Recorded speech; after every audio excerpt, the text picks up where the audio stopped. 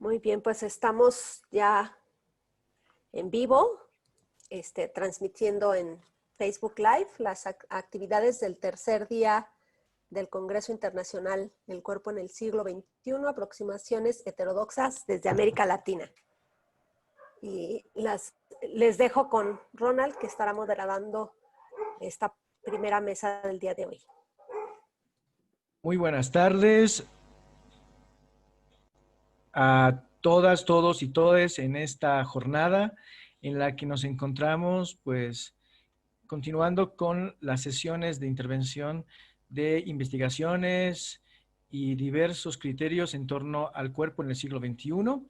En esta oportunidad tenemos a la mesa 5, que corresponde a corporeidades en las artes, y nos acompañarán pues expositoras y un expositor que hablarán sobre temas vinculados al objetivo de este congreso. Por fines metodológicos, se ha acordado que cada exposición será de 20 minutos y luego daremos una ronda de intervención a la gente en cuanto a preguntas que tuvieran para cualquiera de quienes han expuesto en esta oportunidad. Pues bien, entonces es el turno de ceder la palabra a Daiselene de Oliveira Barros Sánchez, quien en este momento se encuentra cursando el doctorado interinstitucional en Arte y Cultura de la Universidad de Guadalajara, quien nos hablará sobre la construcción del cuerpo según la perspectiva de la antropología teatral en el Teatro Odín. Muy buenas tardes. Buenas tardes a todos. Bueno, ya me titulé hace 2 años, entonces ya salí del doctorado, ¿no? Voy a picar aquí para compartir la pantalla y que no nos tarde mucho tiempo con esto. Sí la ven, ¿verdad? Bueno, como el tiempo es cortito, me voy a dar un poco de prisa. Yo soy doctora en Arte y Cultura por la Universidad de Guadalajara y en mi doctorado investigué sobre cuestiones de performance, pero en el sentido musical.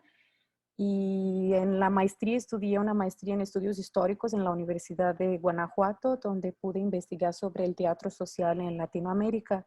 Y mi licenciatura también fue en la Universidad de Brasilia en artes, y fue también donde me dediqué a estudios de teatro. Y actualmente también doy un curso en una universidad en Brasil sobre el teatro social en Latinoamérica en el siglo XIX-XX. Es la más cercanía que tengo con relación al teatro, ¿no? Y hoy entonces les voy a hablar un poco sobre la construcción del cuerpo según la perspectiva de la antropología teatral en el Odín Teatro. Me gustaría de empezar con lo que es el Odín, ¿no? ¿Qué es el Odín Teatro? Que a lo mejor les digo así de que el Odín, pero nadie sabe qué es, ¿no? Entonces, es un grupo de teatro antropológico fundado por Eugenio Barba. ¿A quién es del medio teatral? Pues sabe quién es Eugenio Barba, ¿no? Entonces, donde la vida de Barba tiene 3 fases para llegar hasta el Odín. La primera fase de la vida de él, es muy importante primero hablar de la vida de él para llegar hasta el teatro Odín y por qué es el teatro antropológico, ¿no? Porque él ha fundado el teatro antropológico. Entonces, la primera fase de la vida de Barba es la cultura de la fe. Y él la menciona de esta forma porque fue su infancia en un pueblo en Italia. Él nació en Italia, entonces su infancia que tiene elementos religiosos, sin embargo también fue marcada por muchos dolores, ¿no? Esta parte de la infancia de él, entonces él la llama como cultura de la fe.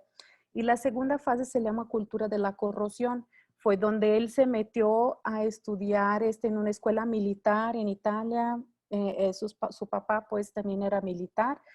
Y ahí en esta fase de él también fue donde él percibió elementos entre su cuerpo y sus emociones.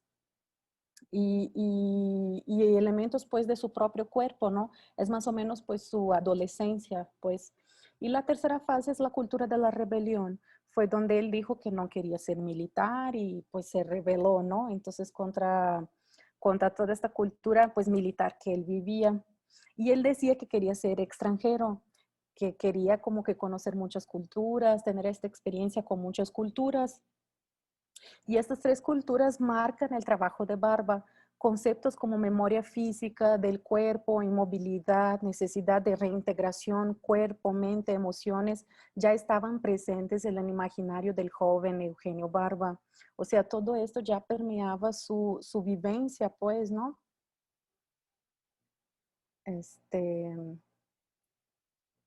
Entonces, Eugenio Barba nació en 1936 en Italia, era hijo de un general del ejército y se quedó huérfano en la infancia. Y a los 14 años entró en la Academia Militar de Nápoles. A los 17 se va a Noruega a trabajar de marinero y es ahí donde estudia literatura francesa, de Noruega y danesa y se especializa pues así en cuestiones de literatura. En 1960 llega a Polonia para estudiar teatro en Varsovia. Sin embargo, decide ir a otra ciudad a vivir el teatro, pues en Opoli, en la ciudad de Opoli, con Jerzy Grotowski, ¿no? Que también es muy conocido en el teatro por sus libros sobre entrenamientos del actor. Entonces, él ahí va con Grotowski y permanece con él por mucho tiempo, bueno, por 3 años permanece con él, pues observando muy bien cómo era su metodología de trabajo corporal, de trabajo con los actores, y de ahí decide, déjame le pico aquí para,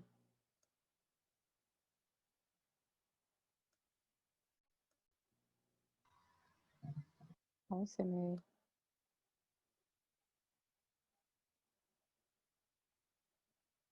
bueno, y de ahí él decide montar su propio grupo teatral, ¿no? Que es el Lodin. Entonces el Odin surge en 1964 en Noruega por personas que fueron rechazadas de un examen para entrar a la Escuela Estadual de Teatro de Oslo. Y él contacta a estas personas que no pudieron ingresar a la escuela y dice, pues vamos a montar un grupo y todo. Y las personas aceptaron. Y la historia del grupo pues no es diferente de ningún otro grupo teatral que inicia, ¿no? Pues no tenían dónde entrenar, no tenían dinero, no tenían recursos, no tenían, pero tenían las ganas, pues. Y la palabra de orden del grupo pues siempre ha sido de la recusa, porque fueron rechazados, recusa o rechazo, creo que en español se dice rechazo, fueron rechazados pues en muchos lados, ¿no? Por muchas personas y todo esto. La propia historia pues de los integrantes del grupo pues es una historia de rechazo, ¿no? Y ya montan el grupo de Odín y de ahí empiezan pues Barba trae toda la metodología de Grotowski, de entrenamiento de actor que aprendió con Grotowski. Y es importante tener esta concepción del teatro en el occidente, ¿no? Porque Barba está inserido pues en el contexto europeo del teatro. Y el teatro en el occidente es formado por la tríade de actor, espectador y texto. Sin embargo, el nombre en griego del teatro está asociado al lugar donde se ven las cosas, no necesariamente a que tenga que tener el texto y todo esto, sino que al lugar donde se ve. Y el teatro no es limitado nomás a palabra o a literatura. El texto dramático surge en un contexto histórico en específico, ¿no? Y Chechny, en sus estudios de antropología del performance, menciona que los rituales más antiguos son de 25.000 años pasados, en los tiempos paleolíticos, ¿no? Y una época que todavía no se conocían las letras y no tenía pues el registro escrito de un texto. Y de esta forma pues podemos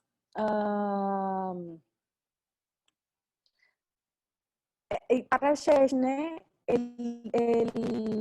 el teatro, el drama en el occidente pasó por un proceso donde la comunicación sustituyó la manifestación, ¿no? Entonces, este es el punto que marca el teatro en el occidente. La palabra puede sustituir la manifestación corporal. Y antes la manifestación era acción y después pasó a ser la palabra escrita.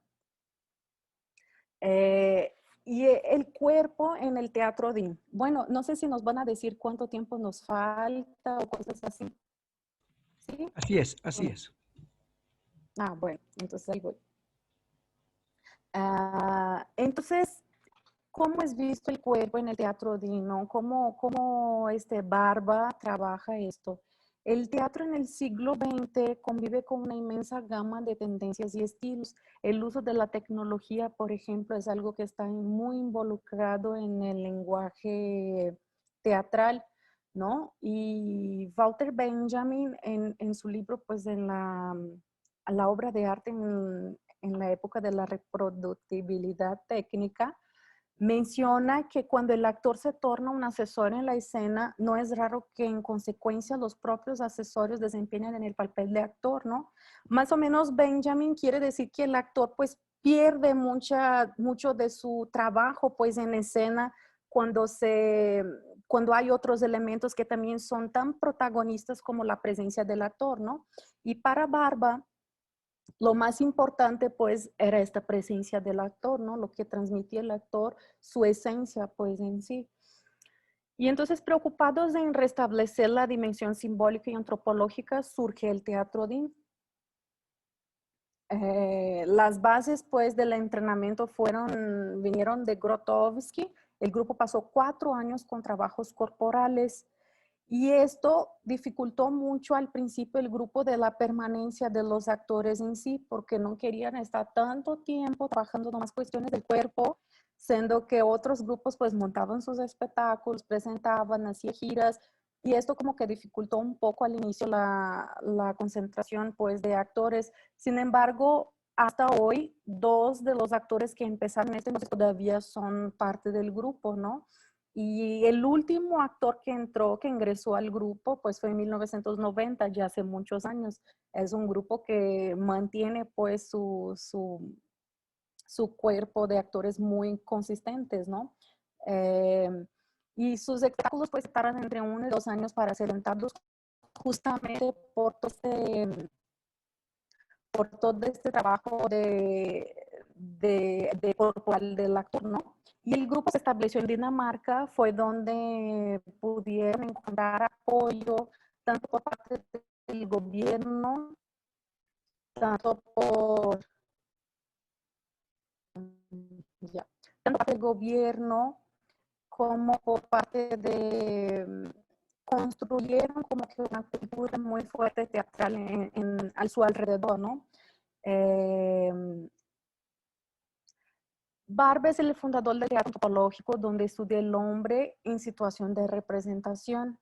Los actores hacen del propio cuerpo un cuerpo escénico. Ese es el principal pues, punto de encuentro del teatro antropológico de Barba, ¿no? Hacer el cuerpo un cuerpo escénico es pues la principal preocupación de estos actores. Otra cosa que fundó Barba también fue una escuela de teatro en Dinamarca, de teatro antropológico, pues que hasta hoy es muy famosa allá y tiene como que muchos otros puntos de encuentro de teatro antropológico en todo el mundo, ¿no? A través de esta escuela que él ha fundado en Dinamarca. La técnica de Barba es el cuerpo y mente, buscando la construcción de un lenguaje que no sea de gestos y posturas cotidianas.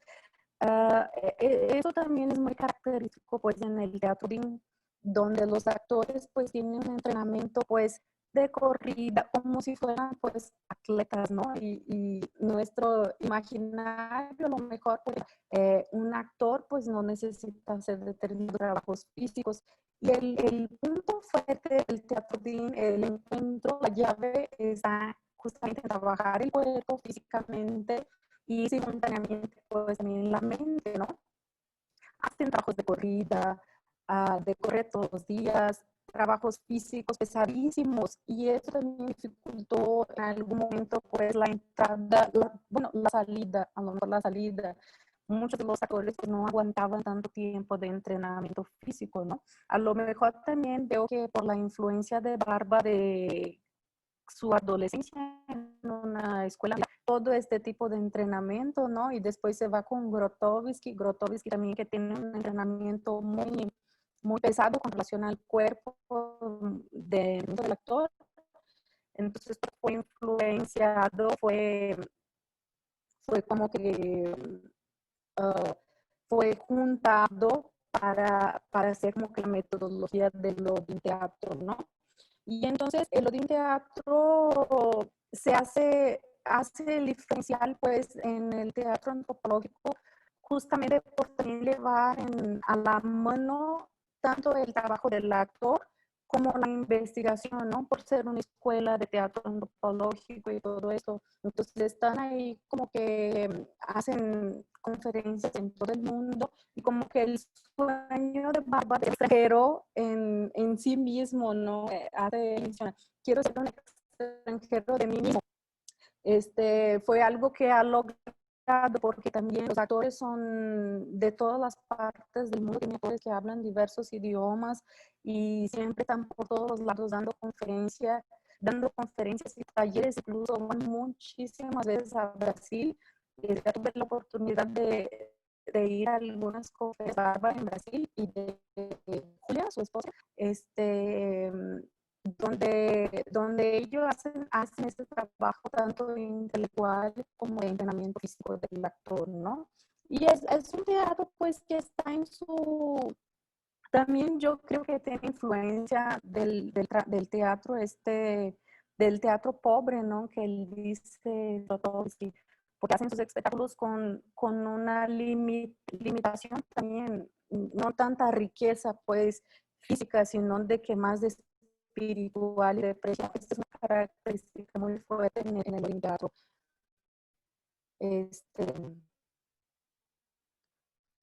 Pues es todo. Gracias.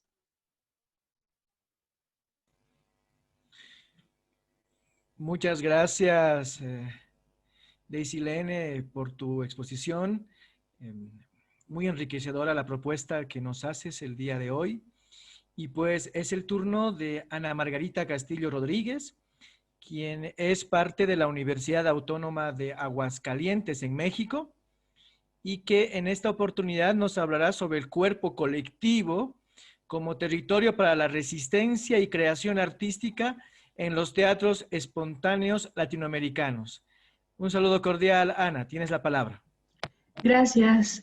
¿Me podrían dar chance de compartir pantalla, por favor?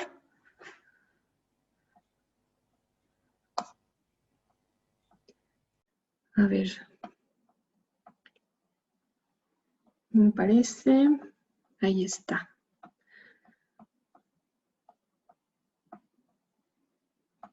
Perfecto. Gracias. ¿Me escuchan bien? Listo. Muy bien, muy bien. Perfecto. Bueno, pues les voy a poner un poquito en contexto. Las imágenes que les voy a compartir ahora son parte del trabajo que hago con una colectiva que se llama Ramas y Raíces y además con la Red Mexicana de Teatro Espontáneo y Teatro Playback, que es mi objeto de estudio ahora en el doctorado. Bueno, dice, el teatro latinoamericano actual como objeto vivo y presente se constituye de voces diversas que se integran dentro de un sistema hegemónico y otras más que se asumen desde la alteridad y en diálogo permanente con el acontecer social. A partir de la segunda mitad del siglo XX, en Latinoamérica se reconocen prácticas escénicas didácticas y críticas que reconstruyen las causas y las largas consecuencias que se desprenden tras las dictaduras militares, las políticas intervencionistas norteamericanas, en las fallidas democracias latinoamericanas, la implantación de un sistema económico capitalista neoliberal, la censura y la amnesia colectiva ante la represión y la violencia sistemática. Estas otras teatralidades de las que les voy a hablar también cuestionan el poder cultural. Insisten en visibilizar y confrontar la centralidad histórica europeo-occidental, así como la hegemonía ideológica capitalista. Dentro de estas manifestaciones teatrales, podemos reconocer prácticas que se reconfiguran desde su sentido colectivo y comunitario, con la aspiración de una creación horizontal que implique a todos los sujetos que asisten al acontecer teatral. Es en los teatros comunitarios y de corte popular, particularmente aquellos denominados espontáneos, donde se reconoce el sentido más radical de la dimensión de lo político y social del teatro, como experiencia de democratización del arte en los territorios más inmediatos. El cuerpo, la imagen y la síntesis poética derivada de ambos. Los teatros espontáneos rechazan lo que Augusto Boal refiere como una sordera estética. Es un tipo de analfabetismo, cito, que vuelve vulnerable a la ciudadanía y la obliga a obedecer los mensajes imperativos de los medios de comunicación, de la cátedra y el podio, del púlpito y de todos los sargentos, sin pensarlos, refutarlos y sin siquiera entenderlos. Reduce a los individuos potencialmente creadores a la condición de espectadores. Fin de cita. De este modo, estos teatros remiten a una aspiración utilitaria del arte para la acción comunitaria, pero sin dejar de lado su sentido artístico, ético, político y terapéutico. Como un encuentro de espontaneidades, conllevan un discurso utópico, pero también aspiracional que orienta la praxis de los sujetos que participan en estos. Y más aún, ellos prevalecen en prácticas escénicas y performativas actuales que vemos todos los días, se convierten en una experiencia compartida, significativa y potencialmente transformadora que aspira a que los sujetos sean dueños de sus propios relatos y de la voz misma que los comparte, que sean generadores de experiencias estéticas y sensibles que nombren su mundo y su relación con este. Les voy a contar un poquito de cómo va una función de teatro espontáneo, ¿no? Se establecen múltiples rituales entre las personas que asisten y quienes se colocan provisionalmente sobre el escenario, porque en estos teatros las audiencias pueden subir al escenario, metafóricamente subir, y habitarlo, ¿no? Hay bienvenidas, hay dedicatorias, presentaciones, invitaciones y juegos colectivos que abren la puerta al acontecimiento teatral. La premisa es que el escenario recibirá los relatos de quienes se sienten convocados a compartirlo. Esto para darles cuerpo en la escena. El diálogo se abre tanto como las personas lo permitan. Las consignas implican la escucha ética, la resonancia psicoemocional de quien relata y quien lleva la escena. Dependerá de cada colectivo cómo es que estos relatos se estructuran, con técnicas y variables predeterminadas que sirven solo como una provocación para organizar el cuerpo colectivo. La técnica más sencilla, pero también la que detona la síntesis poética, es la de la imagen. Una que lleva a la dinamización emotiva, a la emoción abstracta, a la concientización de posibilidades también no elegidas, por ejemplo, de carácter, de acción o de reacción, para desarrollar el subtexto y buscar las raíces del diálogo. El espacio ficcional se entremezcla con el espacio presente del encuentro. Los relatos se desprenden en distintos sentidos. A veces parten de las emociones, cómo están, cómo nos sentimos, qué venimos pensando, ¿no? En otros momentos se detonan a partir de un relato colectivo compartido. Por ejemplo, el amor, el lugar donde vivimos, el sentido o el valor que se le otorga a una experiencia en concreto, la ausencia o la nostalgia, la memoria colectiva que se resiste a perderse tras un acontecimiento doloroso o significativo para una comunidad. Estos múltiples relatos se instalan en cuerpos individuales que, despiertos y dispuestos, se agrupan y construyen un cuerpo colectivo mayor. Estos cuerpos se pueden unir a partir de la mirada, de las manos, de los pies, de cómo colocamos los cuerpos y cómo se tocan unos con otros, el lugar que ocupan en el espacio o los sonidos que emanan de las complicidades. A veces llegan las palabras y después las frases. Los teatros espontáneos sostienen obviamente tensiones innegables con el sistema y con el modo de producción del arte, pero también suponen en principio formas de resistencia. Adquieren sentido a partir de una complicidad que se construye cada función y cada día de trabajo en un colectivo. A partir de la construcción de significaciones y valores que se cimientan en el encuentro de los sujetos que participan y se sienten convocados. Es decir, se construye a partir de saberes, de experiencias, de valores, de sentidos, de relatos, de cuerpos colectivos. El yo y el otro dialogan y se interpelan. Se diferencian, pero también se reconocen. Les convoca un territorio, una memoria, una ausencia que rememorar. Restituyen en sus prácticas los relatos de las personas comunes, así como los valores y tradiciones de las culturas y grupalidades que se constituyen en la alteridad. En estas prácticas se cohesiona al cuerpo colectivo a partir del sentido de pertenencia, al mirar con sorpresa y con curiosidad los espacios cotidianos o las experiencias cotidianas que compartimos todos. Estas prácticas refieren un respeto por la singularidad humana, pero también por su colectividad, al recordar que los relatos personales nunca han sido solo eso, porque lo personal es también político, porque un relato personal es también un relato colectivo.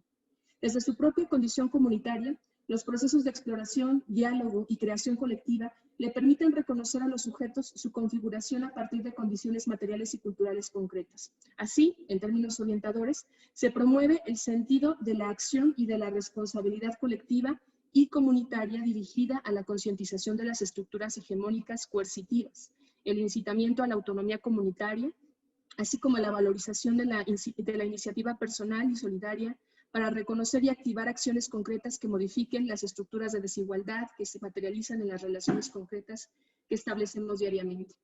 Los teatros espontáneos vuelven la vista al arte como una condición inherentemente humana. Recuerden que como seres humanos nos relacionamos con el mundo de un modo sensible bajo una ética y una estética que determinan nuestro transitar. Dirá Boal que cuando una persona nace, lo cito, pasan a existir el cuerpo y el cuerpo en el mundo y viceversa.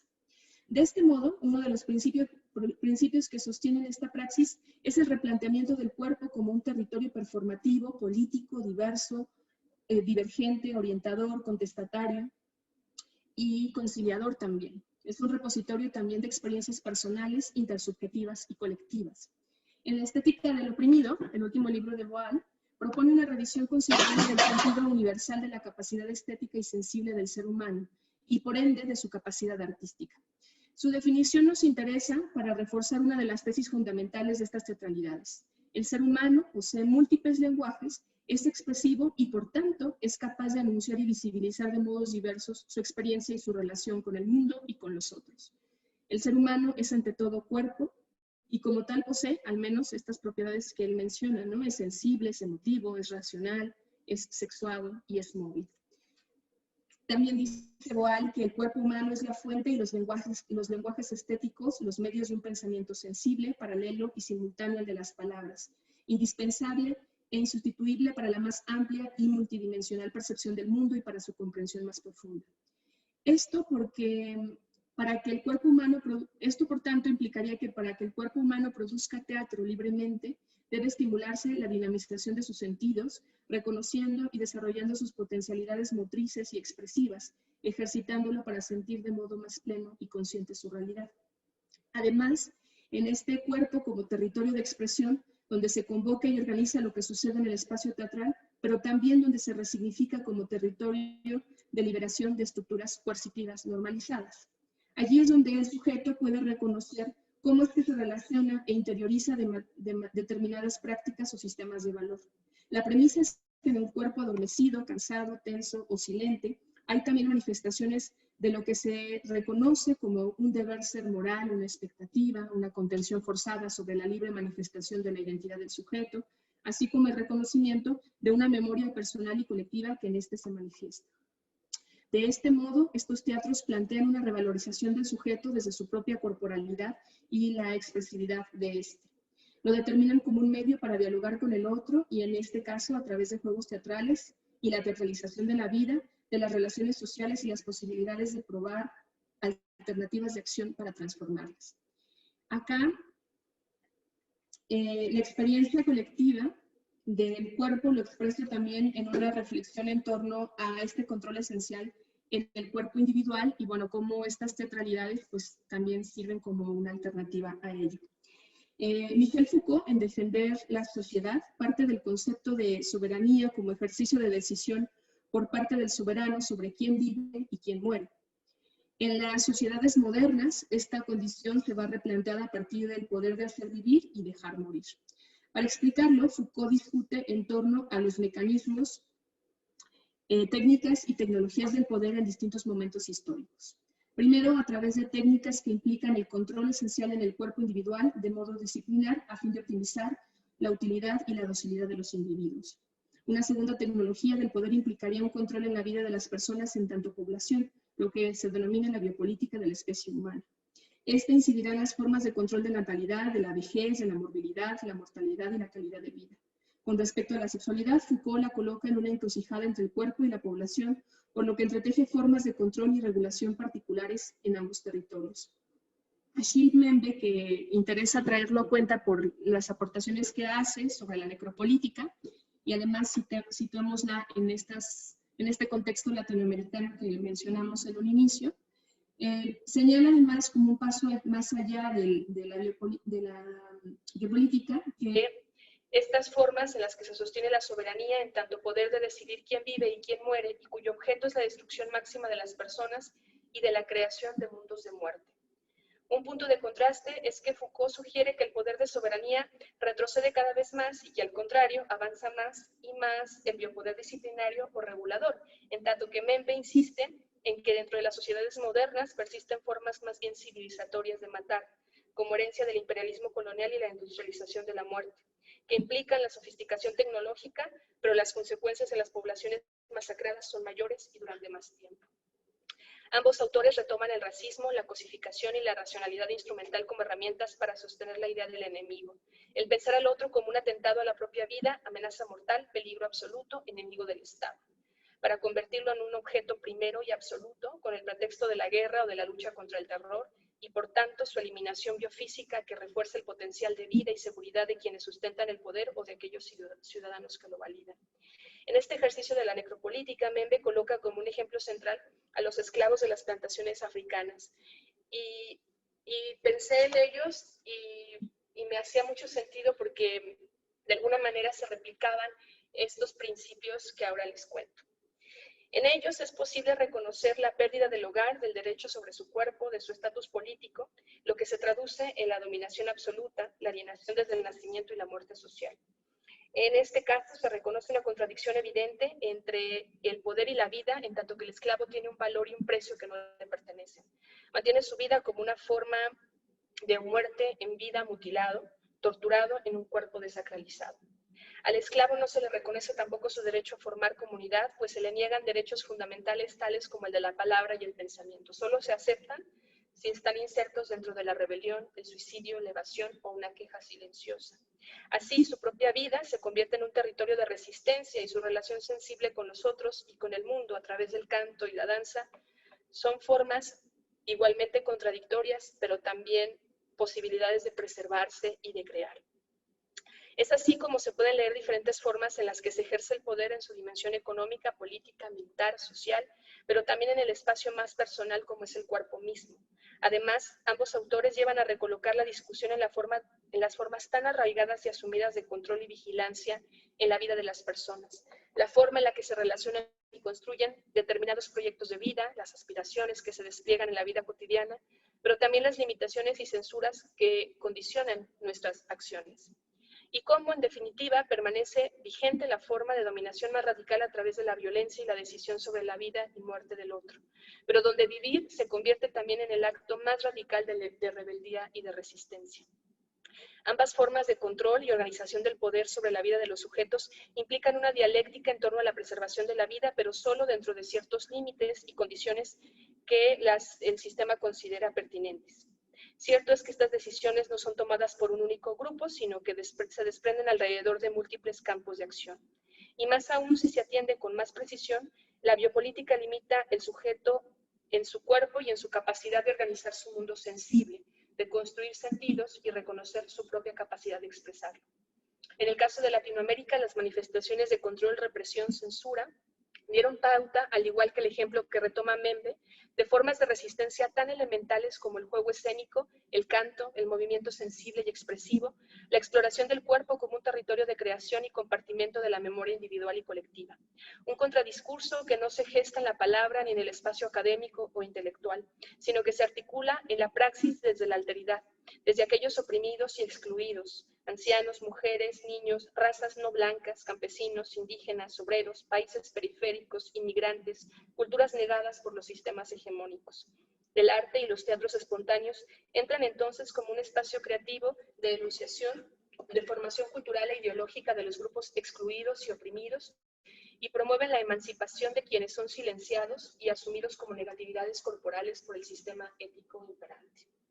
Experiencias como el Teatro del Oprimido, desarrollado alrededor del mundo, pero con una matriz latinoamericana de resistencia política con Augusto Boal, el Teatro Espontáneo Argentino, promovido por Marilena Garaveri y Eduardo Pavlovsky, el Teatro de la Anarquía, nombrado por Moisés Aguiar, son así formas manifiestas de recuperar el encuentro comunitario, de socializar los relatos que han dejado años de represión y violencia sistemática, que nombran a los desaparecidos y asesinados por las múltiples regímenes militares de Latinoamérica.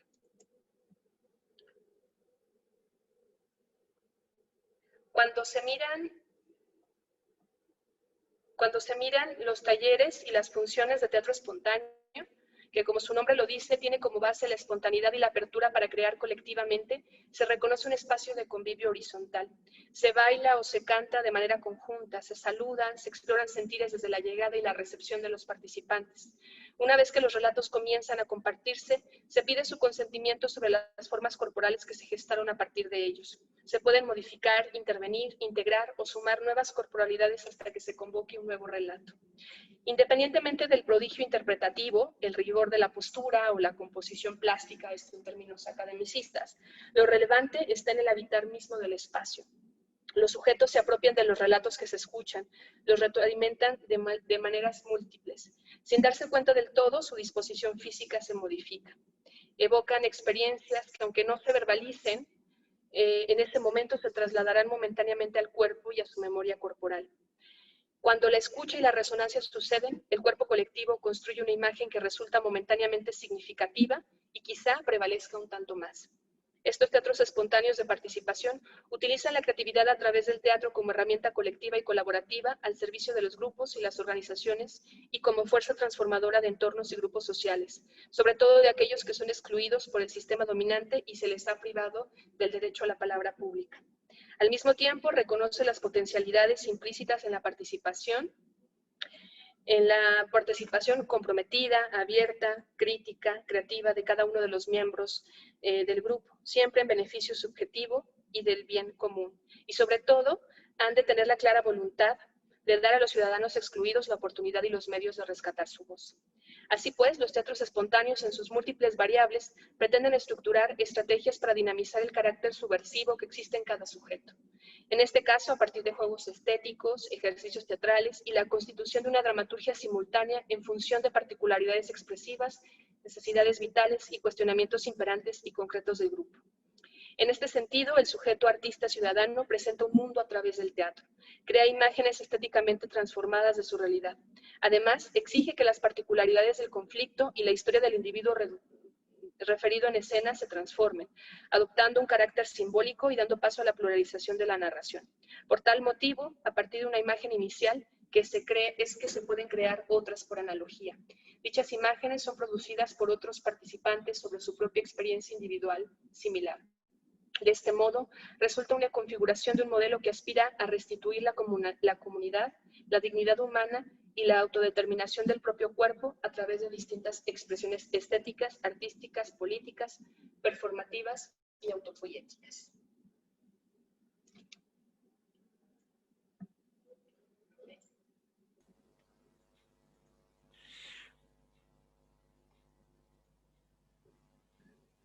Muchísimas gracias por la exposición. Me gusta mucho este concepto sobre el cuerpo como un territorio colectivo en resistencia.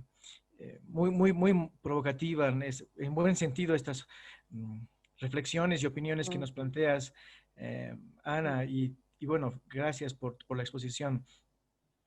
Es el turno de Francine Lepine, quien es parte de la École Supérieure de Teatro de la Universidad de Quebec de Montreal, en Canadá, y ella nos va hoy a hablar sobre Caravana, búsqueda antropológica y poética de los gestos de América Latina. Bienvenida, Francine, y pues el tiempo es tuyo. Gracias. En principio, quiero agradecer a ustedes para su invitación a participar y quiero dar un agradezco especial a Andrea Ubal, que me ayudó a traducir la ponencia. Además, quiero disculparme porque no manejo muy bien su idioma y gracias por su paciencia. Entonces, Caravana, investigación poética y antropológica de los gestos de América, o tal vez de las Américas. Utilizo las Américas en plural en vez de América, como sería lo usual, porque me interesa justamente las particularidades y las versiones de cada uno de los rincones que constituyen nuestro continente, diverso en colores, temperaturas, formas, culturas, pensamientos, cuerpos, voces, gestos. El filósofo Jean-Luc Nancy dice en su obra Ser singular plural, être singulier pluriel, la ontología del ser es una ontología de los cuerpos, de todos los cuerpos inanimados, animados, sintiendo, hablando, pensando, pesando. Esta ponencia presenta las premisas de una investigación de creación en desarrollo y toma la forma de un relato de práctica donde serán presentadas las intuiciones e hipótesis que guían el proyecto Caravana. Esta investigación-creación escénica basada en gestos vinculados a las culturas se inscribe en una perspectiva interdisciplinaria de las artes escénicas, poniendo en relieve el encuentro intercultural y transcultural de artistas de las Américas. Estoy en la primera etapa del viaje, atando el equipaje, desarrollando reflexiones y herramientas metodológicas, analizando las primeras etapas y encuentros de creación que tuvieron lugar el otoño del 2019 en Montreal y en febrero de 2020 en México. Este proyecto consiste en el desarrollo de una co-creación escénica corporal a partir de gestos observados y recolectados en diferentes territorios de América. Esta performance reúne a un grupo de artistas, una caravana de bailarinas, de actores e investigadores del medio artístico y académico. Los artistas provienen de orígenes geográficos, es muy difícil para mí en español, diversos. Brasileños, chilenos, colombianos, atikamekw, quebequenses, habitantes de las actuales Américas formados por la mezcla de pueblos indígenas, nómadas y las incesantes migraciones que han ocurrido a lo largo de milenios y durante la historia reciente. El proceso creativo generará una estructura escénica performativa de geometrías variables ligada directamente a los participantes y al lugar donde se produzca. Se trata de un proyecto que entrelaza práctica y teoría en torno a problemáticas sociales y artísticas. El génesis de este proyecto resuena con una creación unipersonal, la glaneuse de gestes, la recolectora de gestos, que desarrollé hace más de 10 años, actriz entrenada en mimo corporal y en análisis de movimiento. Siempre me han fascinado los gestos cotidianos. En ese momento realicé un trabajo de observación de gesto en algunos lugares públicos de Montreal, de México y Siria, país de origen de mi familia paterna. Deseaba volver a trazar el camino de los gestos que había visto tantas veces en la casa de mi padre y de mis abuelos. Todos nosotros tenemos un patrimonio gestual y cultural que vamos remodelando con nuestra experiencia de vida, nuestros encuentros y que se va transmitiendo de generación en generación. De la observación de la vida cotidiana en Montreal, México y Siria, he recolectado gestos usuales y funcionales relacionados con los oficios, la comunicación, el humor, el estado, los juegos, las artesanías, las prácticas artísticas. De igual modo, experimenté una manera de recolectar y de transcribir mis observaciones utilizando registros de video, fotos, pero sobre todo un diario de práctica que fui escribiendo a lo largo de mis estancias. Esta herramienta, más discreta que las cámaras, me permitía un registro más intuitivo y gráfico, bocetos, dibujos, relatos de mis impresiones o encuentros y finalmente símbolos y motivos precedentes del Laban Movement Analysis. En algunas ocasiones, desde mis relatos imaginarios y subjetivos, surgieron algunas vuelas intuitivas, hipótesis, reflexiones personales que nutrieron la dramaturgia. Posteriormente, en la sala de ensayo, los gestos recolectados fueron reincorporados, declinados, remodelados, mezclados y se convierten en los materiales básicos de una dramaturgia corporal. Durante estas primeras intuiciones artísticas relacionadas con este campo de exploración, me di cuenta de que sin tener la capacidad de nombrarlo en este momento, había utilizado un proceso de empatía kinestésica y un enfoque fenomenológico recurriendo a la noción de mirada carnal de Merleau-Ponty, que dice: toda experiencia de lo visible siempre me ha sido dada en el contexto de los movimientos de la mirada. El espectáculo de lo visible pertenece al tacto, nada más y nada menos que las cualidades táctiles, puesto que el mismo cuerpo ve y toca, lo visible y lo tangible pertenecen al mismo mundo.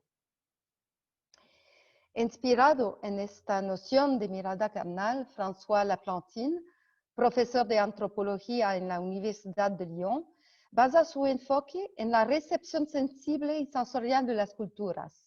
El cuerpo se sitúa en el centro de la experiencia y el pensamiento etnográfico.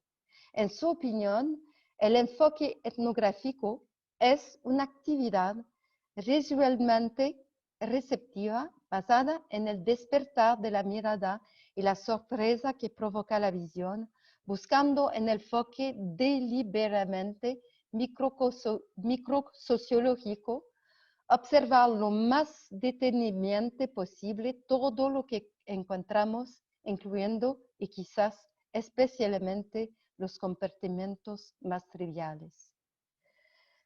Además de este despertar sensible de la mirada descrito por Laplantin, la empatía kinestésica juega un rol determinante en la observación del cuerpo y el movimiento. Christine Leroy, filósofa que ha estudiado el fenómeno de la empatía kinestésica en la recepción y la percepción de la danza por parte del espectador, le define de la siguiente manera: la empatía kinestésica se refiere al fenómeno de adhesión psicofísica de tal manera que el espectador siente en su propio cuerpo el movimiento del otro. La mirada sensible implica, por tanto, un reconocimiento muscular epidérmico del movimiento observado, una adhesión espejo al sujeto observado. Pero al final, con el tiempo que pasó, tomo conciencia de que, a pesar de toda mi buena voluntad, el respeto sensible y la atención ética que intenté prestar durante el proceso de creación de la recolectora, no pude evitar una postura normativa fruto de una investigación desarrollada en solitario. Por eso me parece esencial formar parte de un grupo y pensar en un dispositivo, es decir, en un método, así como en una estructura de creación ética y democrática que favorezca la colaboración entre las personas participantes de la caravana. Para acabar, más allá de la búsqueda estética y escénica en torno al gesto observado, la intención inicial sigue siendo el encuentro entre artistas de diversos orígenes de las Américas.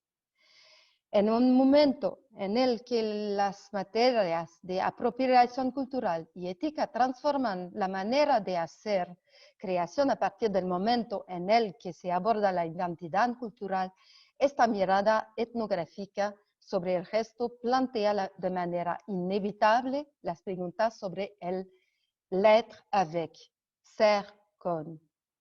de Nancy, de también el filósofo Jean-Luc Nancy.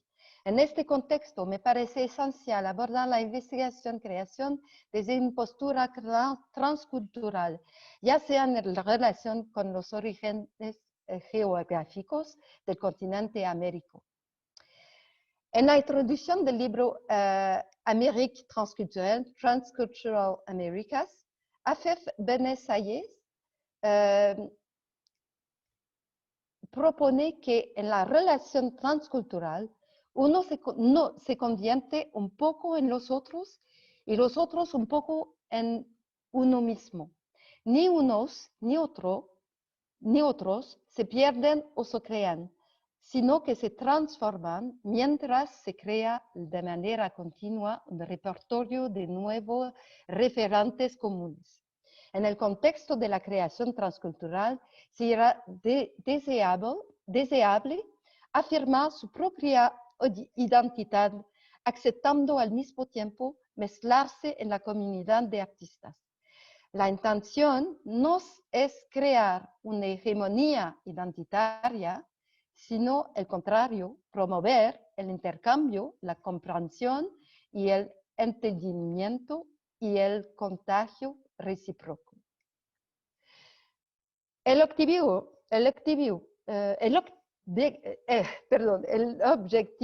de esta caravana es proponer una performance donde la intersubjetividad favorezca la recreación de los códigos gestuales corporales y sociales ya existentes. Sin embargo, hay que reconocer que en este contexto de intersubjetividades es posible que no podamos evitar malentendidos o tensiones en este proceso creativo en el que las visiones culturales podrían enfrentarse. Jacqueline Lowe y Hélène Gilbert, en Towards a Topography of Cross-Cultural Theater Praxis, presentan un modelo de creación intercultural en el cual la identificación del contexto sociopolítico se encuentra en el centro del proceso. El teatro transcultural no solo busca el encuentro intercultural, sino que tiende a trascender las codificaciones culturales específicas con el objetivo de lograr una condición humana universal. Toda la cuestión reside también en el lenguaje y la comunicación. En efecto, en cuál contexto de creación intercultural, qué idioma preferir. Entonces, además, como en Gilbert lo señalan, uno de los problemas en situaciones interculturales es comprender cómo to avoid essentialist construcciones of race and gender while still accounting for a reducible specificity of certain bodies and body behavior. Como vean, mi español está mal como mi inglés, pero sigo. En base en estos cuestionamientos, propongo la hipótesis que indica que la creación basada en el lenguaje del cuerpo, sin utilización de la palabra, favorecería una desjerarquización,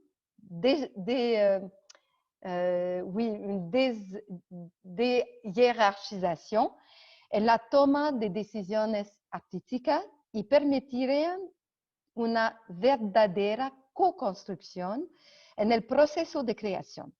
Se trata de dejar hablar la dinámica de los cuerpos en el espacio en lugar de explicar o explicarse a través de un lenguaje verbal que no es el mismo para todos.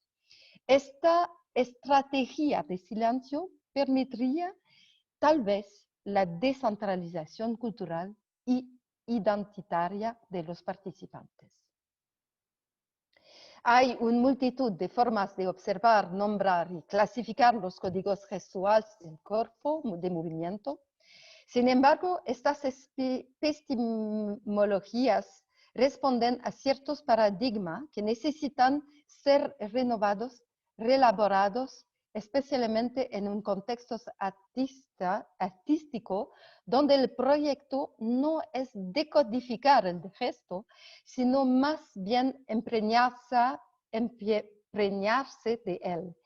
Se trata más bien de explorar la poesía del gesto, de una actitud, de un enfoque que de desarrollar una taxonomía anclada en una sola interpretación.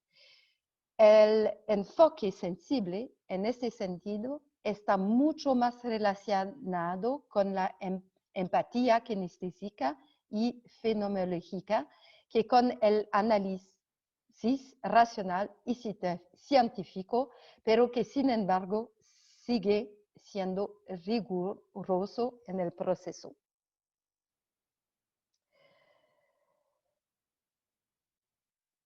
El proceso de creación de caravana, ciertas hipótesis de creación son probadas, repensadas y recuestionadas en base a las experiencias vividas por los investigadores, creadores y las observaciones realizadas durante el proceso. En primer lugar, las performances deben transformarse según los lugares y los creadores que participan en las enriquezcan con su propia imaginación y corporalidad. La estructura depende de los talleres sin dejar de ser flexible para adaptarse adecuadamente a la cantidad de artistas y en los espacios. Es decir, aunque en algunos momentos se pueden coreografiar o mimetizar, el conjunto se improvisa según un canovaccio preestablecido desarrollando durante el taller. Pues voy a saltar hasta la final porque veo que el tiempo está pasado muy rápidamente. En conclusión, 3 ejes de búsqueda y creación deben ser profundizados. 1. La reflexión en la escritura escénica del cuerpo cotidiano y cultural. 2. La reflexión sobre el método de la creación sin el uso de la palabra. 3. Y para mí lo más importante, las preguntas éticas de la investigación-creación en un contexto intercultural. A la luz de estas reflexiones y de las exploraciones que has comenzado a esbozar aquí, sería interesante ver hasta dónde puede llevarnos la experiencia de la caravana en la búsqueda no solo de los gestos, sino de encuentros de las Américas. De la mimesis a la incorporación, de la incorporación a la escritura escénica, los juegos de metaforización del cuerpo permitirían quizás ver, oír, captar con empatía el simbolismo del gesto, del estado del cuerpo y entrar en interrelación con el otro. Caravana es probablemente una utopía artística.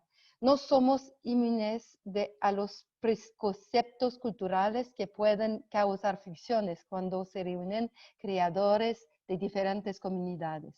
Pero teniendo el valor de reconocer y enfrentar los desafíos que nos esperan, me parece que es posible hacer que el cóndor América del Sur, el quetzal América Central y el águila América del Norte consigan volar más allá de estas fronteras que los pájaros saben ignorar. Gracias.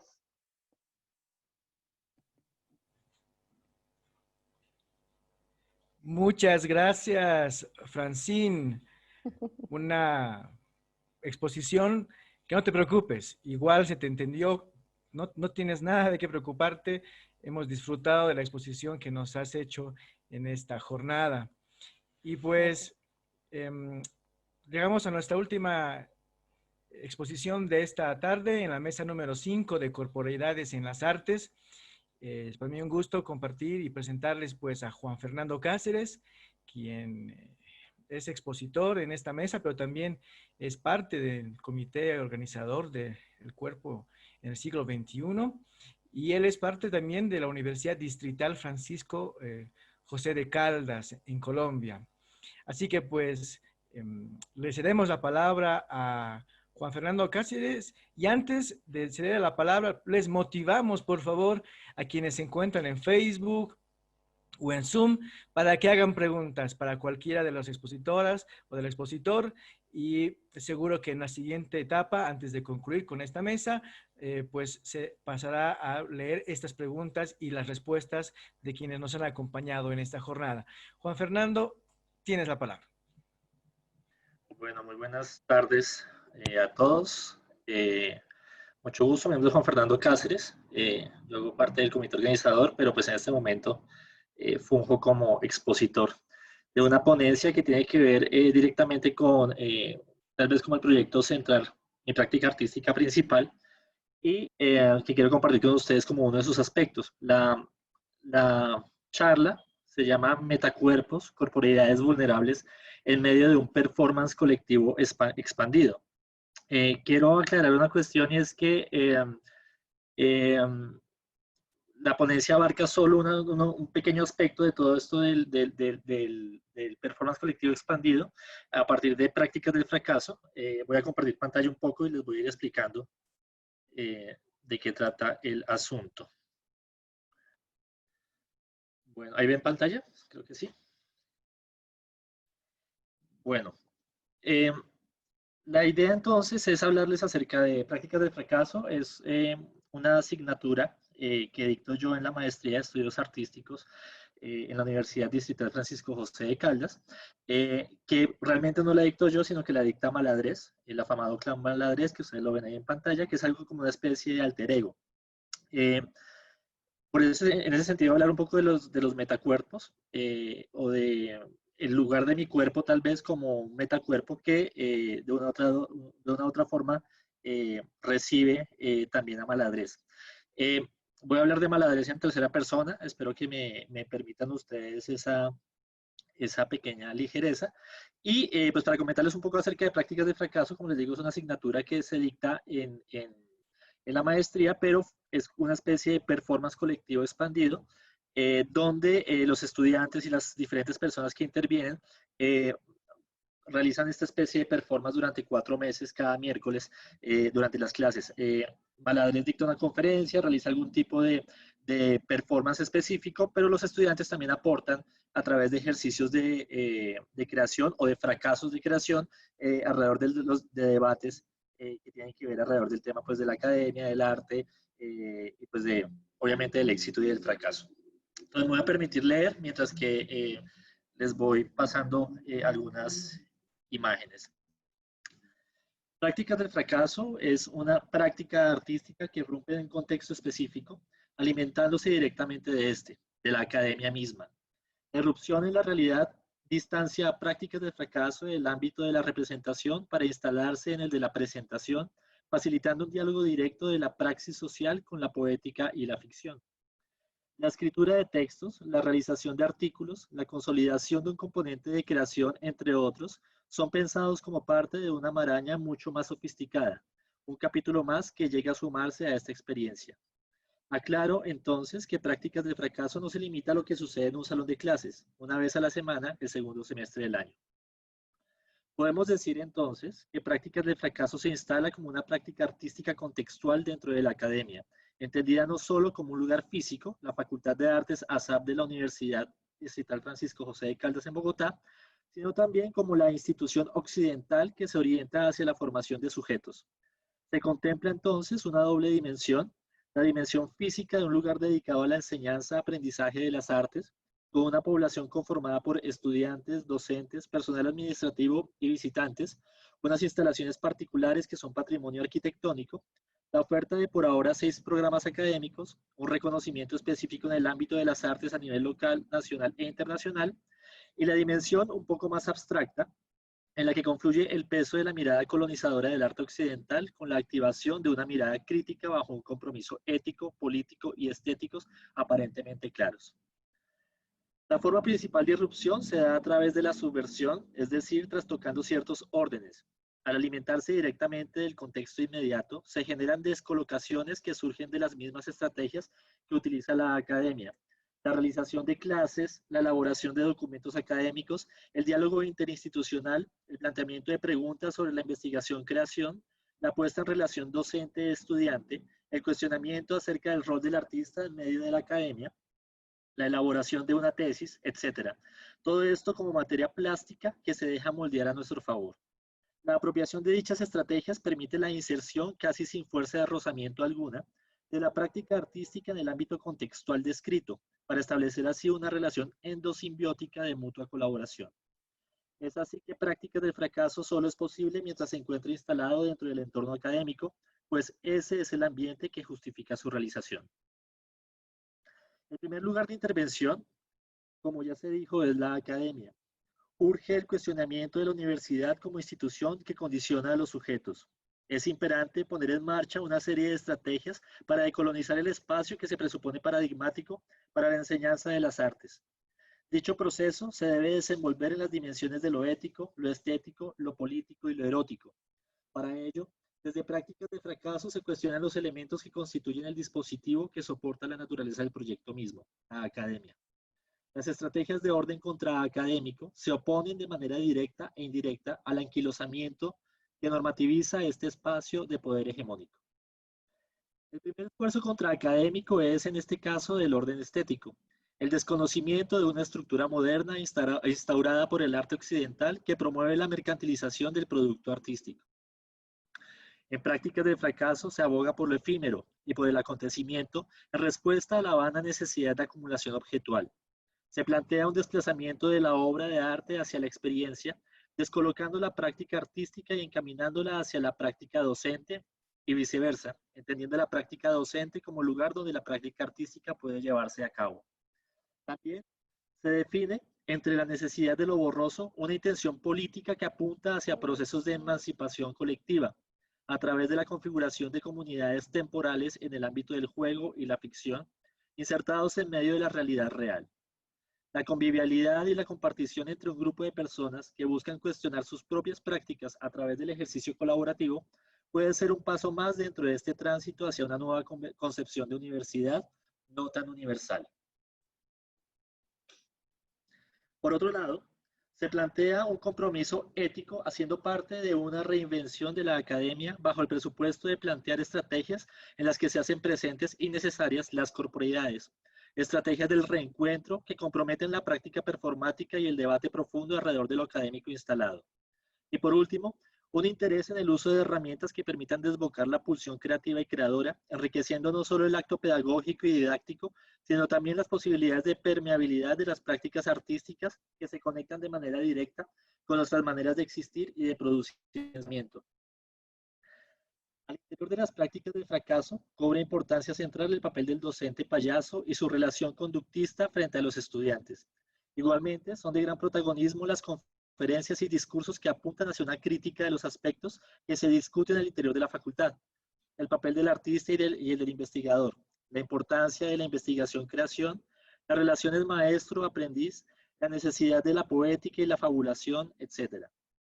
Se desmantelan también poco a poco las relaciones jerárquicas, implantando en su lugar una estructura de relación horizontal. La clase, de corte tradicional, se convierte en un juego donde se apuestan las cartas del desmantelamiento del poder. A través de tácticas de guerrilla, se aprovechan las estrategias propias de la academia con el fin de insertar gestos que pongan en tela de juicio las prácticas artísticas en sí, ya que ellas no son solo herramientas que cuestionan la realidad, sino que también cabe la posibilidad de que jueguen a favor del sistema.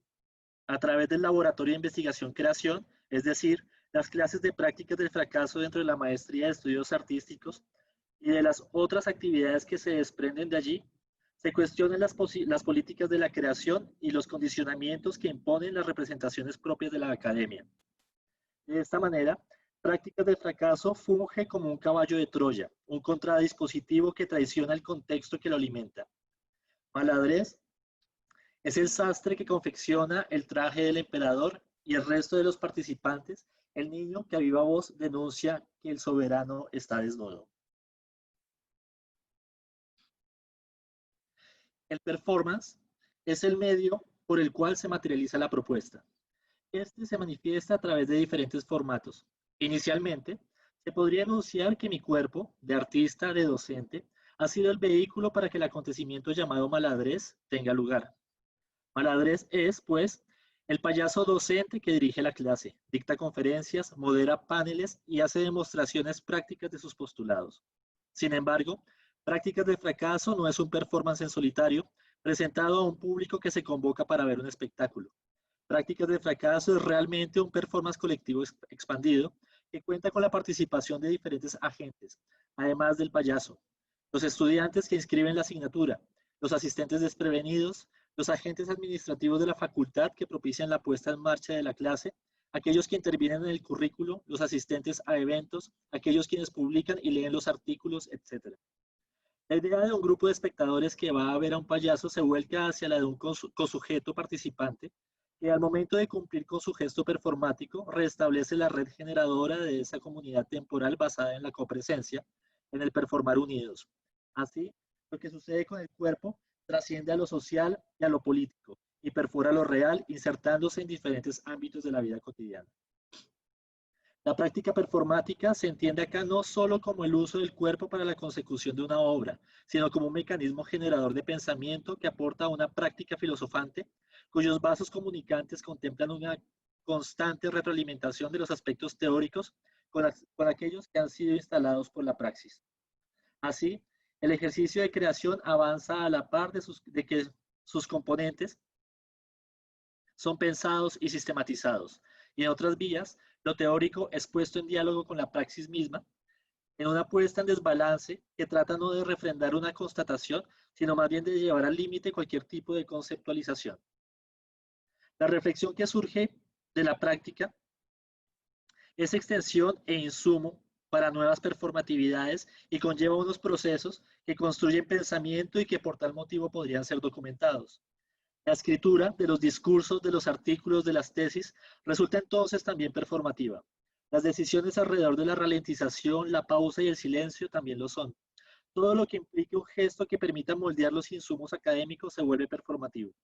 Al final, la acción, el devenir, el tránsito, vehiculizan la praxis que en este caso encuentran en el fracaso y el error los puntos de fuga para las nuevas posibilidades de incidir en y transformar el mundo.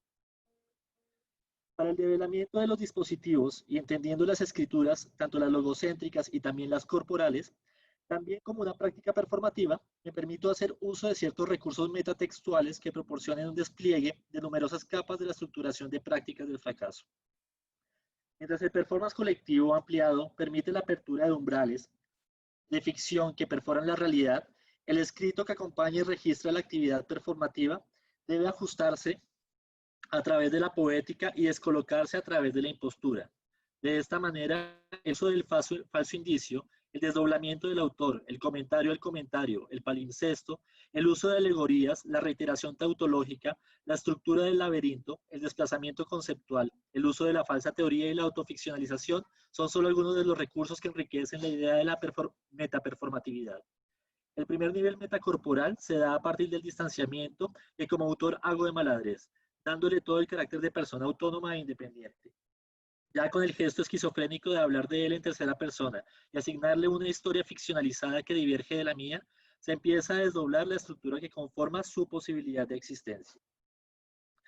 El mensaje de Maladrez cuando ya se ha ido.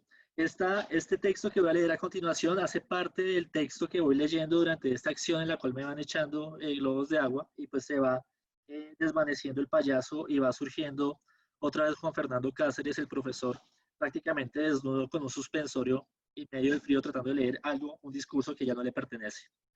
Dice Maladrez: he sabido acercar las matemáticas a las metodologías del fracaso y he estudiado con herramientas la aparición, la estabilidad y la desaparición de formas.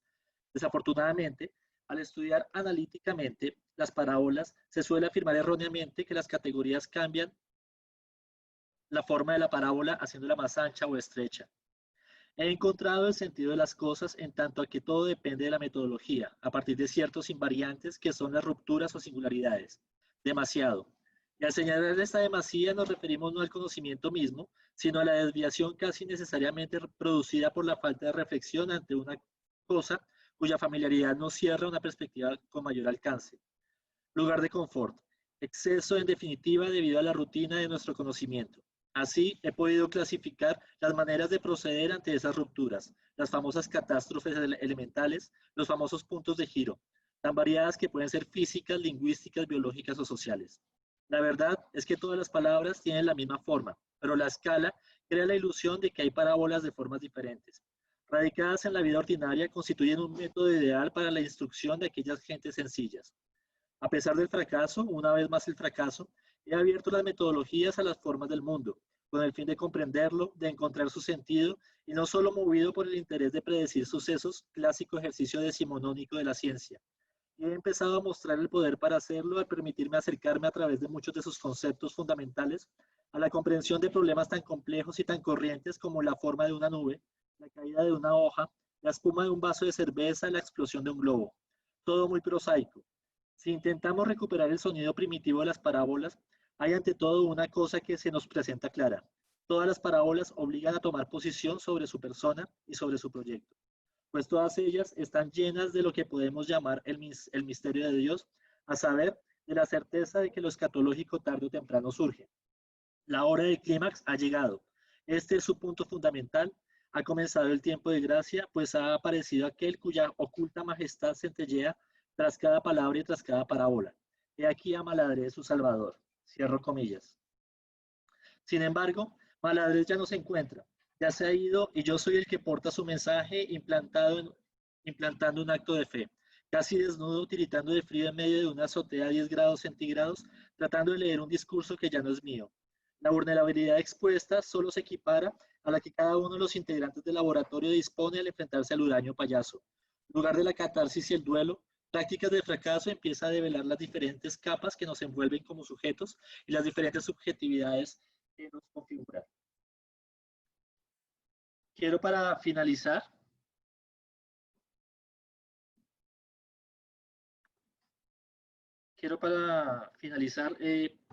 compartir un pequeño videito de 30 segundos y, perdón, lo busco primero bien y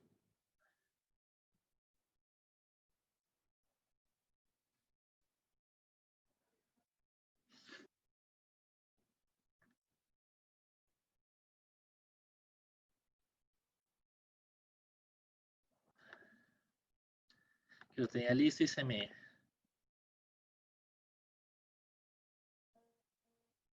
Bueno, voy a compartir otra vez pantalla.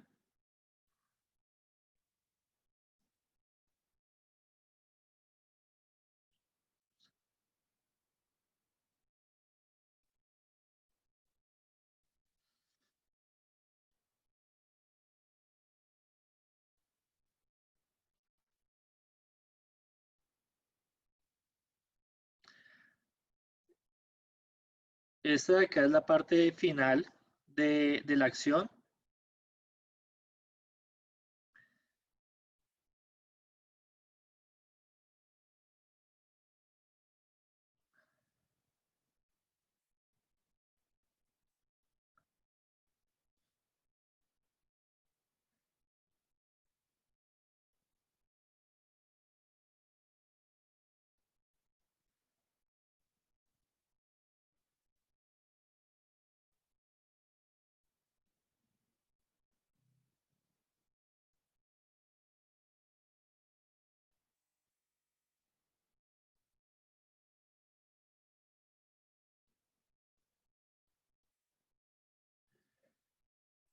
Donde pues al final el que queda expuesto es el profesor frente a sus estudiantes.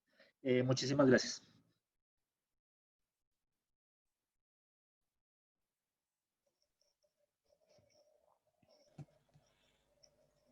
Muchísimas gracias, Juan Fernando. Siempre es fascinante escuchar a Maladrés y las cosas que hace, las cosas que nos provocan y lo que nos interpela. Pues bien, Esta ha sido las 4 conferencias de la mesa número 5 sobre corporalidades en las artes, con la construcción del cuerpo según la perspectiva de la antropología teatral en el Teatro Odín, que estuvo a cargo de Daisele N. de Oliveira Barros Sánchez, doctora en Arte y Cultura por la Universidad de Guadalajara, México. También la exposición sobre el cuerpo colectivo como territorio para la resistencia y creación artística en los teatros espontáneos latinoamericanos, quien fue a cargo de Ana Margarita Castillo Rodríguez, parte de la Universidad Autónoma de Aguascalientes, México. Caravana, búsqueda antropológica y poética de los gestos en América, a cargo de Francine Alepin, quien es parte de la Escuela Superior de Teatro de la Universidad de Quebec en Montreal, Canadá. Y pues Metacuerpos, corporalidades vulnerables en medio de un performance colectivo expandido, de Juan Fernando Cáceres, parte de la Universidad Distrital Francisco José de Caldas de Colombia.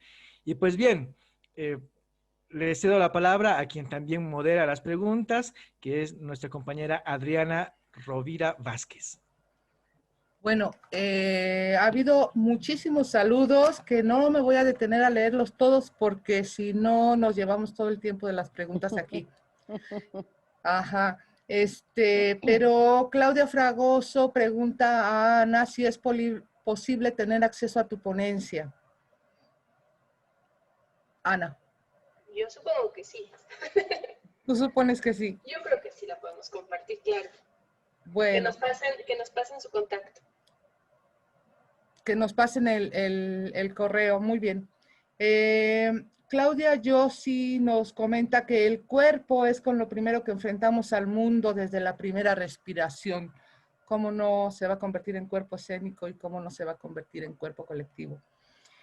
Y Alma Gabriel le pregunta a Ana también, que muchas gracias por tu ponencia, y pregunta, ¿cómo considera el teatro espontáneo la separación, disolución, entre el mundo ficticio llamado espacio teatral o escena y el cuerpo representándose a sí mismo? Es decir, al ser el cuerpo colectivo una experiencia en el mundo y a la vez un acto de rebeldía contra las hegemonías que lo dominan, ¿cómo concibe el teatro espontáneo la experiencia y al mismo tiempo la representación?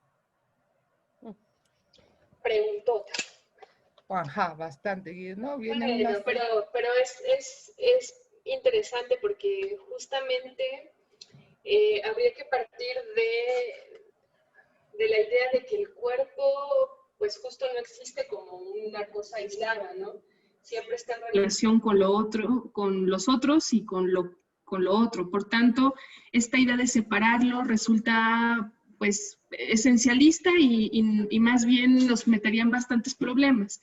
Más bien sería pensar, en todo caso, en que justo ese cuerpo colocado sobre el espacio físico, de por sí va a significar algo y va a estar en relación con otra cosa. Va a ser interpretado por otros, va a ser interpelado por otros. Ese cuerpo, digamos, de manera consciente o co-inconsciente va a construir pues metáforas, va a construir imágenes, va a interpretar signos. Entonces, pues ese cuerpo que también es representado va además a ser reinterpretado por el propio sujeto, ¿no? Por ejemplo, cuando cuentan sus historias las personas, les preguntan luego qué es lo que ven en esas imágenes que se construyeron en la escena a partir de sus relatos. Y entonces, generalmente detonan cosas que decían, no sabía que estaba eso ahí, o no había querido ver eso ahí, o no me había dado cuenta de que también habían estas otras cosas en el relato que estoy compartiendo. Entonces, pues se convierte también en una oportunidad de replantearse sus propias relaciones y sus propios sentidos. Creo que eso, por ahora. Y bueno, para continuar contigo, Ana, Jun Momo, así es el nombre cibernético, dice, me encantó tu ponencia, dice que precisamente se encuentra trabajando la noción de cuerpo colectivo, pero en la danza. Y la pregunta es, ¿qué diferencia o diferencias dirías que hay en el descubrir o desarrollar el yo creativo en solitario y el hacerlo inmersos en el cuerpo colectivo, que más o menos ya empezaste a contestar con tu respuesta anterior? Y cómo el encuentro y el diálogo con los otros desde el cuerpo impacta o moldea el yo creativo.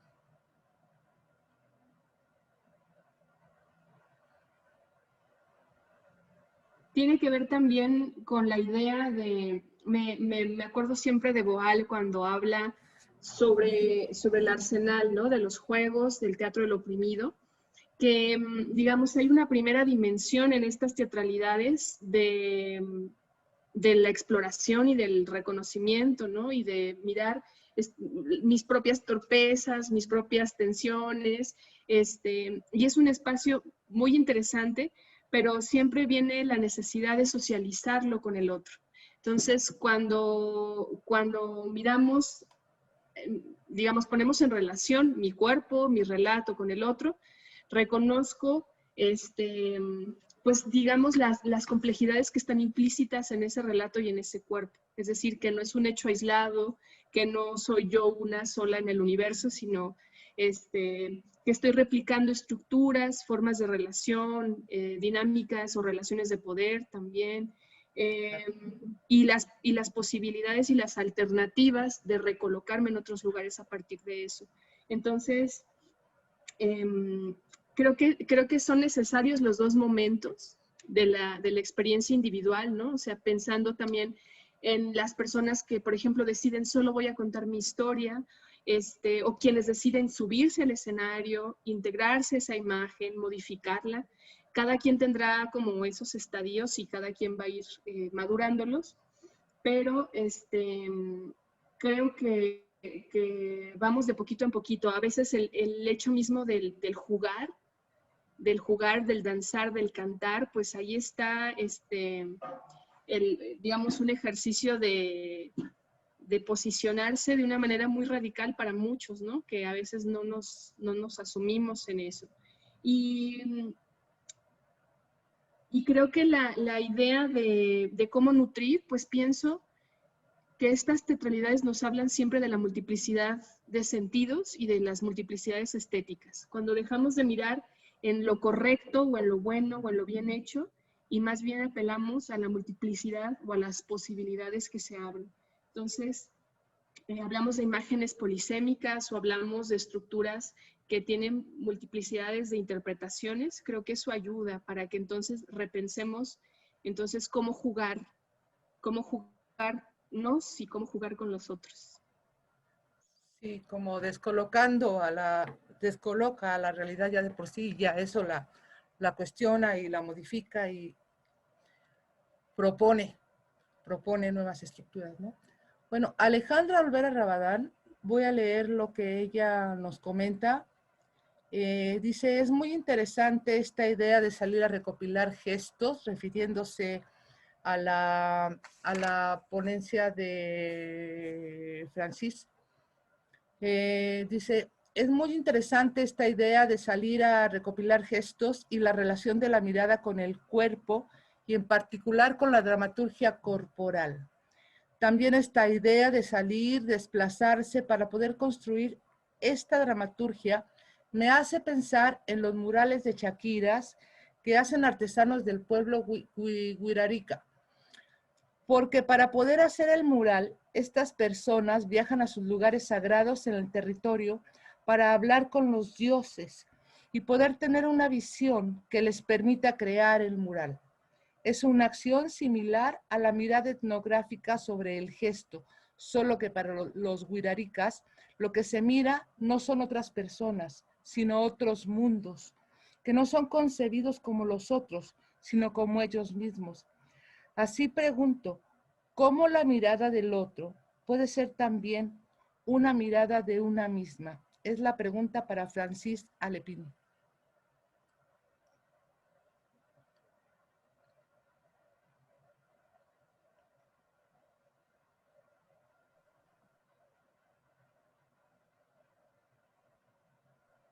Francine, el micrófono, no se te escucha.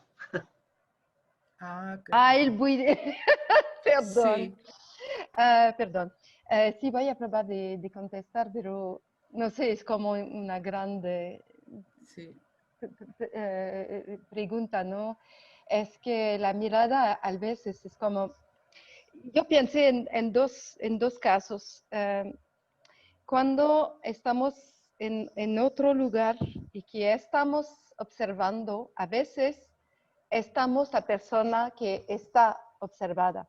Entonces es como un espejo de la mirada, ¿no? Que es muy raro de desaparece. Hay una ética de observación también.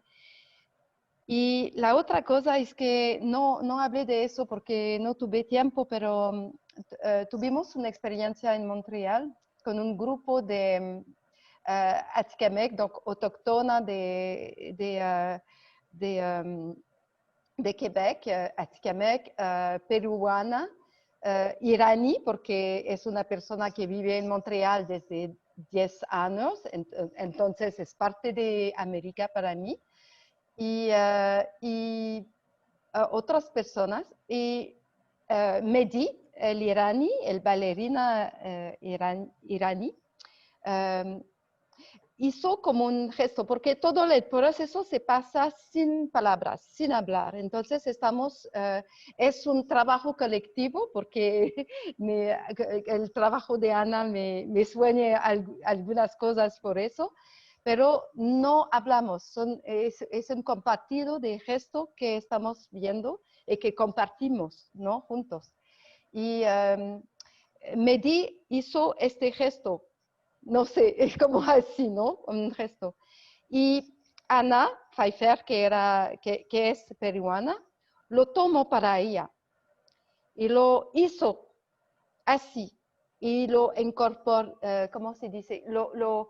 Lo tomó para ella y lo hizo así repitiendo. Y al momento para ella era como una catarsis. Para ella algo se pasó que regresó a un recuerdo que ella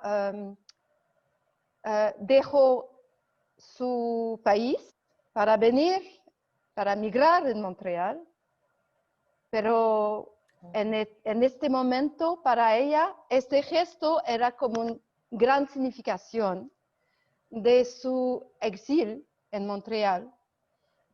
Y tuvimos una discusión después para que ella, este gesto, como se vuelve a recordar muchísimas cosas.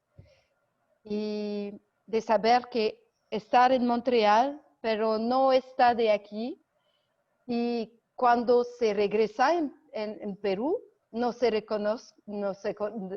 reconoce tampoco, porque está en dos, como se dice, culturas distintas.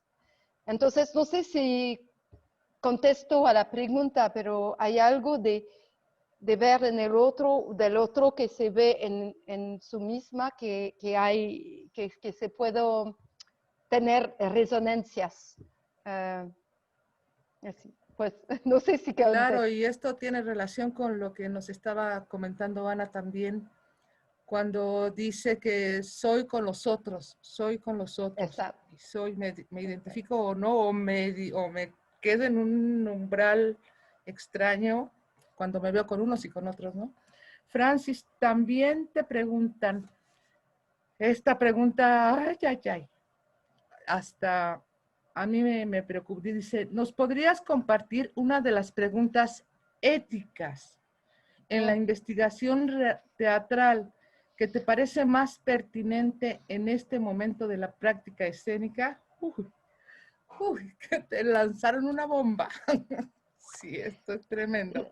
Es el corazón de mi trabajo en este momento y no paro de preguntarme cuáles son las maneras de hacer, cómo lo hacemos para quedarse democrática, ¿no? Es que para mí y tener, como dijo Ana, una relación horizontal en nuestro trabajo. es que de hecho es tan difícil. Creo que hay que comunicar o encontrar una manera de comunicarse y como dije en la ponencia, no estamos, como se dice, podemos tener malentendidos entre nosotros porque estamos viendo el mundo de diferentes maneras. Pero de probar, tener, pues mi estrategia es de trabajar en una improvisación en donde no hay una director afuera. Es de las, pero con reglas que el grupo se dan. Ok, no vamos a tener más que, ok, vamos en el centro porque en la configuración de la performance estamos en un círculo para compartir los gestos. No vamos a estar de frontal porque es como una representación y quiero que este ejercicio está como un encuentro. Entonces estamos compartiendo los gestos juntos. Pues al mismo tiempo hay una necesidad de dar un guión, porque si no hay guión es el caos total, pero al mismo tiempo la experiencia muy interesante es que hicimos como, di a un momento, porque era la pedida del grupo, de tener ¿cómo se dice? Un canvas, una línea vacía de progreso. Ok, entonces estoy pensando en eso y lo doy. Pues después, 1 hora y media, era completamente diferente del guión. Pero a mí era una experiencia increíble porque hubo como una fuerza del grupo que dijo, pues tenemos el guión, pero vamos a hacer otras cosas. Y era ok, era bien. Y eso en estos momentos te paso cosas, encuentros interesantes. Pero la palabra no está, necesitamos tener la palabra todavía, pero sí hay que encontrar y verificar. Y tenemos, por ejemplo, con los autóctonos en Montreal, en Quebec, es un tema muy sensible, muy sensible en estos días. Es muy difícil encontrar, es muy difícil tener, pero quiero probarlo con humildad. Pues sí, hablo mucho, perdón. No, pues para muestra esta mesa que nos ha demostrado desde el Odín Teatret hasta el trabajo de Ronald Céspedes, cómo hemos estado cuestionando los roles de autoridad en nuestro mismo quehacer escénico todo el tiempo, y eso mismo, quién sabe a qué lugares maravillosos y extraordinarios o de error nos pueda llevar. Dice María Eugenia Rabadán, hola Maru, es muy bueno escuchar que desde las artes performativas se considera la visión y a Merleau-Ponty. Alejandra Olvera y Maru Rabadán trabajamos en el doctorado interinstitucional en arte y cultura, un curso de artes performativas y artes visuales, para lo cual nos gustaría intercambiar información con Francine Alepín. En este congreso también hemos presentado trabajos interdisciplinarios de artes performativas y visuales. Es un asunto de compartir información. Qué bueno que se creen redes. Y dice aquí también Alejandra que es muy extraño escuchar a Juan Fernando hablando de Maladeres después de haber conocido a Maladeres.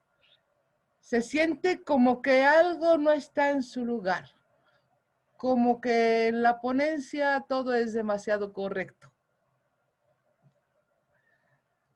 ¿Quieres Pues sí puede parecer demasiado correcto, porque es la mirada, pues Maladres es el contraacadémico, yo tengo es como la mirada académica, ¿no? Entonces, a mí me toca como organizar el desorden de Maladres, ¿no? Sin embargo, pues es un poco como Jekyll y Mr. Hyde, ¿no? Creo yo, en ese caso.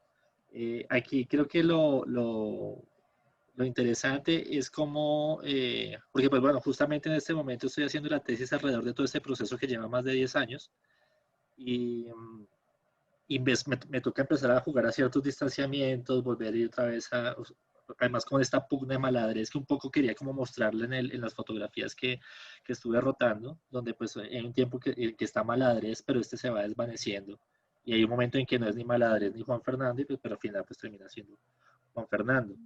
Y pues bueno, es que por eso hablo yo un poco acerca también como de esa metacorporalidad, porque a veces este payaso también funciona un poco como un chamán o como sí, que trae otras cosas que no son propias del Juan Fernando profesor o el Juan Fernando artista como tal. Yo digo, y pues con el perdón de la gente, yo siempre digo que Maladres es Juan Fernando Cáceres elevado a la hijueputa potencia, ¿sí? O sea, es completamente disparado en defectos y en cualidades. Y pues, digamos que Maladres tiene su parte pasional y me toca como aterrizarlo un poco para poder organizar sus discursos y sus acciones, ¿no? Y sí, es extraño, mucha gente.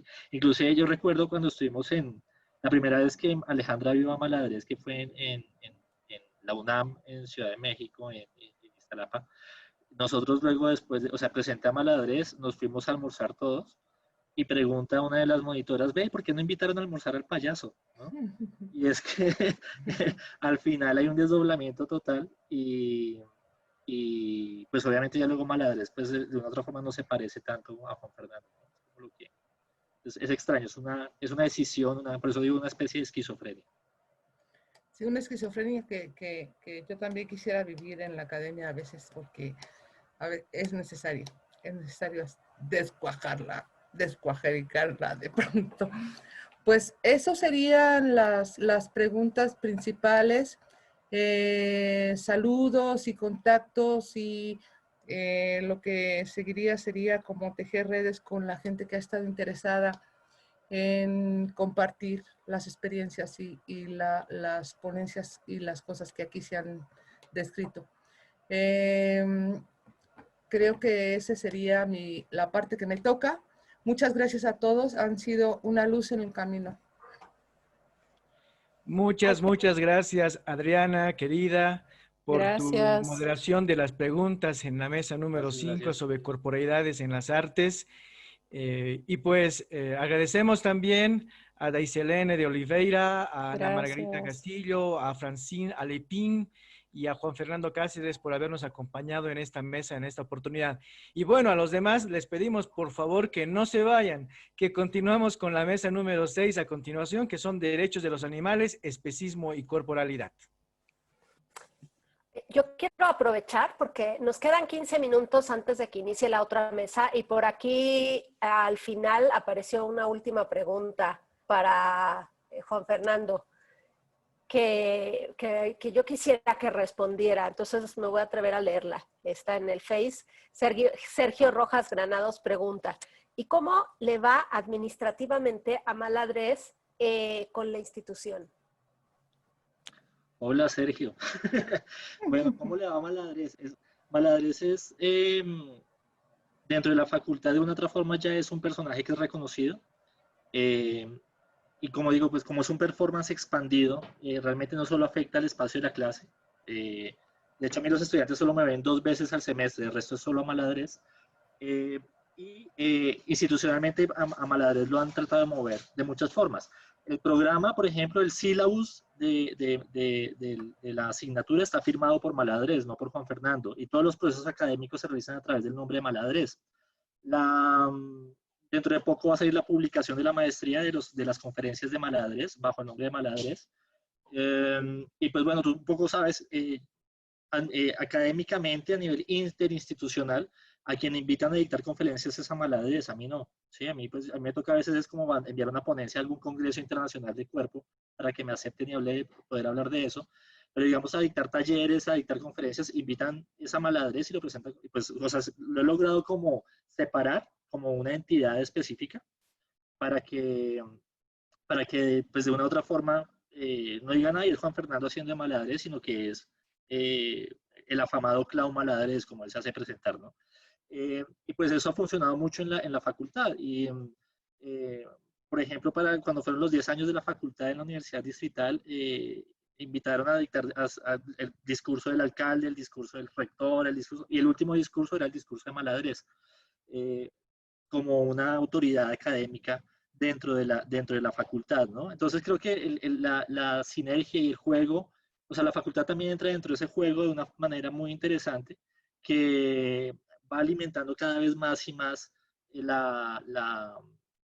pues como todo, ¿no? O sea, digamos, virtualmente en el sistema de gestión académica, la asignatura aparece bajo el nombre de Maladrés, no bajo mi nombre. Sí, o sea, como que la universidad se ha prestado para poder facilitar como este juego entre realidad y ficción, que pues a mí me parece que es como lo más interesante que tiene eso, que es como poder insertar este caballo de Troya dentro de la academia, ¿no?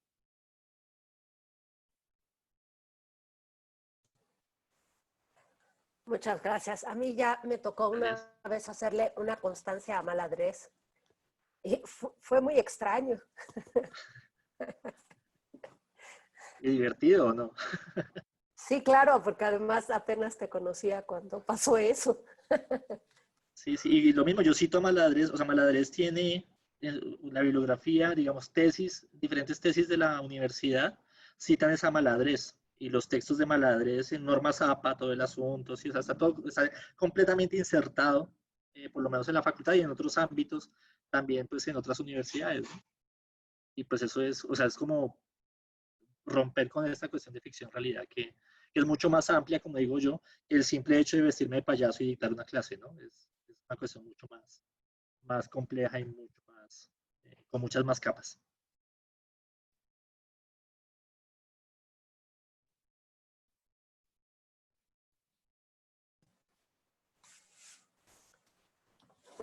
Muy bien, pues ahora tenemos unos minutitos antes de nuestra siguiente mesa y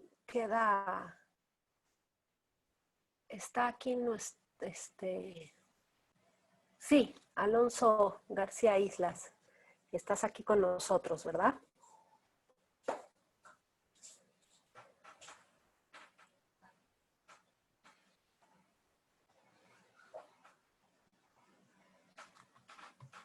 Ok.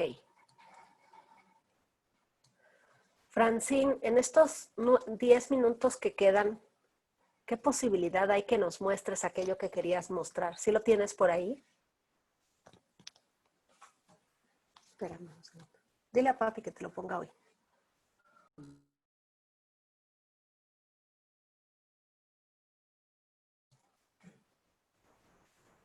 Ok. Abre tu micrófono para que te escuchemos. Oui, voilà. Désolée. Algunas cosas, pues, eso me gusta muchísimo. Son parte de, no sé si lo veo, es algo que hicimos, es una improvisación y era un momento muy fuerte entre Eduardo Ruiz, que es colombiano, tal vez que le conoce, y Mehdi Golej. Pues tengo eso otra vez, Marianne, cosas cotidianas, pero ahora la forma es como muy... y eso son cosas que hicimos en México. Eran 20 actores. Entonces, o tal vez que puedo, no sé si, pero no estoy muy organizada para montrer, pero puedo, oui, je vais montrer ça. Voy a enseñar es como la glaneuse de geste. Y son gestos, pero no sé si hay sonido. No, no hay sonido, pero De todos modos lo comparto. Y entonces esos son la primera esquiza de... Así.